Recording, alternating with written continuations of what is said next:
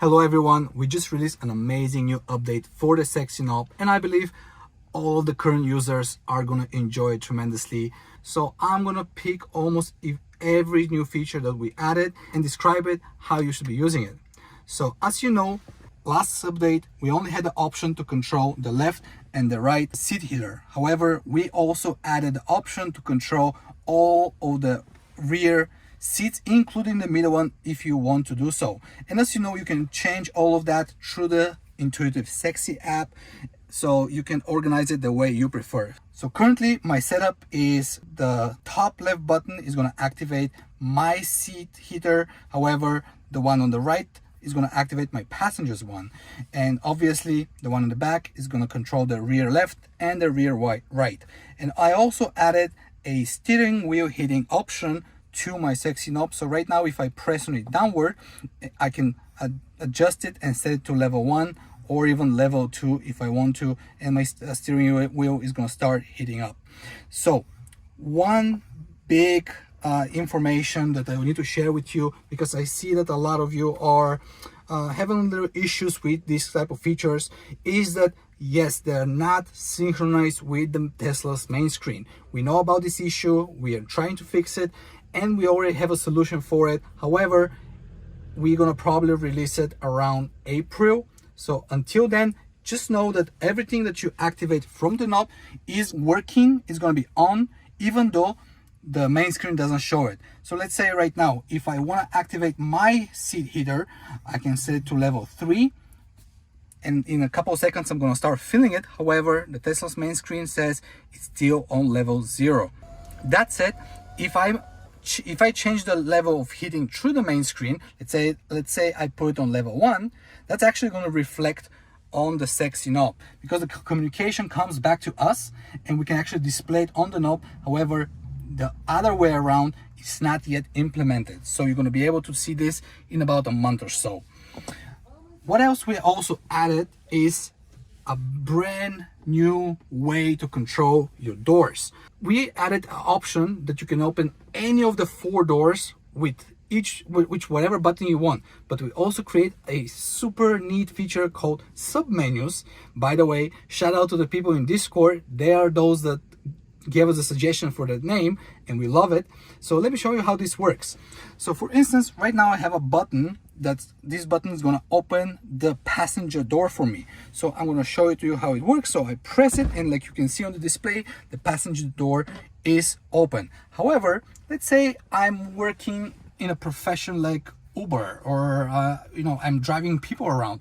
I might want to open any of the 4 doors at a certain time. So that's why we created a submenu icon. So when I go into it, I can control all the 4 doors with the side buttons of the knob. So let's say this button right now is going to open the rear right, this one is going to open the rear left, and so on and so on. I believe this is super neat, and we're going to experiment with this type of submenus a lot. So we expect from you to give us your suggestions, what kind of other submenus you might want to see in the future. But we have one more of those submenus, and we call it the media one. So the middle button right now, it's like a press, play, pause button, right? But actually when I push it down on it, I go inside a whole new set of actions. So my buttons right now are actually operating these features. So my top left button is going to play and pause the media.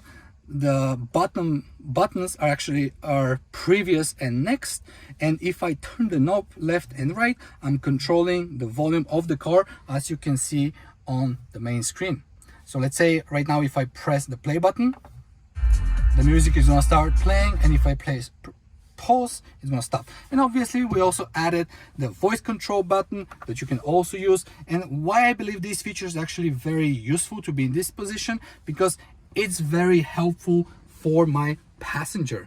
They can actually operate from over here rather than reaching all the way for the steering wheel. Another cool feature that we added is the lock unlock feature that a lot of you have requested about a couple of years ago when we first were developing the options for the S3XY buttons. So now we added it to the knob. So as you can see on the top left, I have the lock unlock button. So with every press, my car is going to get locked, and if I press again, it's going to get unlocked, which is pretty cool feature, I believe. And I cannot finish this video before I can show you obviously one of the features that is the hottest right now, and that's the drift mode. And yes, we've added it to the sexy knob, so there's no need anymore to activate it via your app as a lot of you were doing it. You can actually activate from here. So let me show you how it works.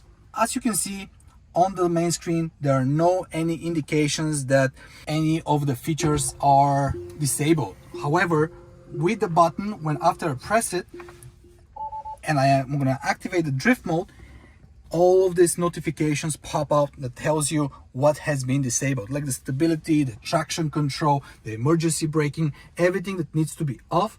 So this feature is active, and that way you can actually drift with your Tesla, which is pretty cool, as you've seen in a lot of the videos that a lot of our users are already posting. That said, there's one major detail that you need to remember, is that there is no option for you to deactivate the drift mode via the button. This button only can activate it because Tesla doesn't have this feature inside the screen, so we cannot reverse it. So the way you disable it is you have to go to the safety screen, scroll all the way down, then press on the power off button, and then after you press on the brake, all of the systems are going to be back running normally, and drift mode is disabled. So yes, these are the options, how it works. And yes, one final thing. I know that the knob does not reflect every other features on the main screen, but again, we are working on it. It's going to be fixed very soon. Actually, let me show you. Right now, with the wiper setting, with the wiper option, you can control not only your wipers from the knob, but you can actually see this real time on the main screen. See? We fixed the synchronization, and now you can actually see this. Even though I'm controlling it via the knob, you can see it on the main screen. And for those of you, these are my final words, I promise, that the knob doesn't work as intended. Let's say it restarts from time to time, or the knob cannot connect to the app or does not connect to the commander. No need to be worried. You know, it's an electronic gadget. Sometimes a restart is gonna help. So just unplug the knob for a couple of seconds, plug it back in, and try to pair it once again. 99% of the cases, we've seen that those who have this issue, the issue is fixed by just, restarting the unit. So yes, tell us down in the comments what you think about this update, what else you want to see from us, and also tell me about the submenus. We really want to know how creative you are and what you want to see from us. So thank you so much for joining. Don't forget to subscribe. We are almost 10,000 subscribers. We can't wait to reach even higher numbers. Thank you all for following us, and we're gonna see you soon back again. See ya.